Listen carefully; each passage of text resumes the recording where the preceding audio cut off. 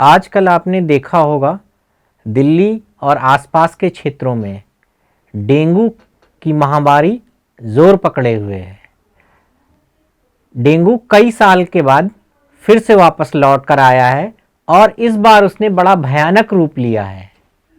तो आइए आज हम ये देखते हैं कि डेंगू से किस तरीके से बचाव करें, अपने बच्चों को बचाएं, और अगर डेंगू हो जाए तो क्या क्या हम सावधानियां बरतें या क्या क्या चीज़ें हमें नहीं करनी है जिससे डेंगू हमारे बच्चों को ज़्यादा नुकसान नहीं पहुंचा पाए।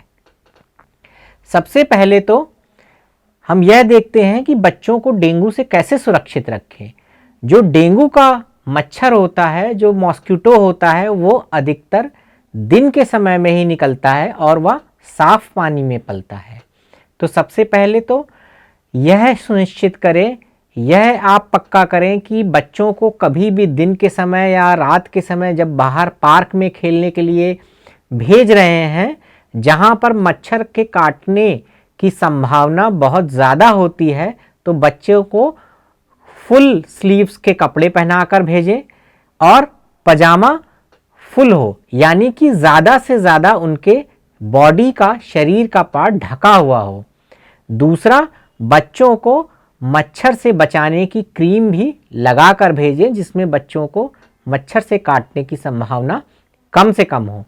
दूसरी सावधानी हमें यह बरतनी है कि आसपास जहां पर भी पानी के रुकने की स्रोत हैं, जैसे कि कूलर, जैसे कि पुराने टायर, पुराने गमले जिनमें पानी ज़्यादा समय के लिए रुक रहा है, उनकी साफ सफाई करें, पानी को फेंकें, पानी को बदलें, आसपास अपने जगह की साफ सफाई करें। यह हम 2-3 सावधानियां रखेंगे तो डेंगू हमारे बच्चों तक पहुंच ही नहीं पाएगा। किंतु अगर यह डेंगू हो गया है तो हमें क्या करना है? अगर बच्चे को डेंगू हो गया है तो जो सबसे बड़ा लक्षण आता है वो होता है तेज बुखार। और इस तेज बुखार की वजह से घबराहट में या जल्दबाजी में कई बार हम एक ऐसी गलती कर बैठते हैं जिससे प्लेटलेट की संख्या डेंगू से तो कम होती ही है, किंतु कुछ दवाइयां ऐसी होती हैं जिनसे प्लेटलेट की संख्या और तेजी से गिरती है। तो यदि आपके बच्चे को बुखार आ रहा है तो यह सुनिश्चित करें कि पैरासीटामोल के अतिरिक्त कोई भी दवा ना दें। यदि पैरासीटामोल से बुखार नहीं उतर रहा है तो आप गुनगुने या नॉर्मल पानी की पट्टियां करें। यदि फिर भी बुखार कंट्रोल में नहीं आ रहा है तो अपने पीडियाट्रिशियन या पास के अस्पताल से संपर्क करें, बच्चे को वहां ले जाएं। किंतु सेल्फ मेडिकेशन बहुत खतरनाक हो सकता है। आइब्यूजेसिक, मेफेनिक एसिड, यह सारी दवाइयां अपनी तरफ से बुखार उतारने के लिए ना दें, क्योंकि यह प्लेटलेट को और ज़्यादा गिरा सकती हैं, यह डेंगू में और ज़्यादा घातक हो सकती हैं। दूसरी चीज़ हमें जो डेंगू में करना है वो है हाइड्रेशन मेंटेन करना। डेंगू के वायरस को मारने की कोई दवा नहीं बनी है, डेंगू के प्लेटलेट को बढ़ाने की कोई दवा नहीं बनी है।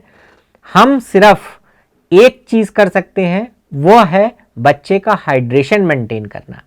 सुनिश्चित करें कि बच्चा कम से कम 3 लीटर पानी या फ्लूइड, ORS, इलेक्ट्रॉल, ये सारी चीज़ें पूरे दिन में ले, जिससे उसका कैपिलरी प्रेशर बना रहे और डेंगू उसके शरीर में ज़्यादा हार्म ना पहुंचा पाए।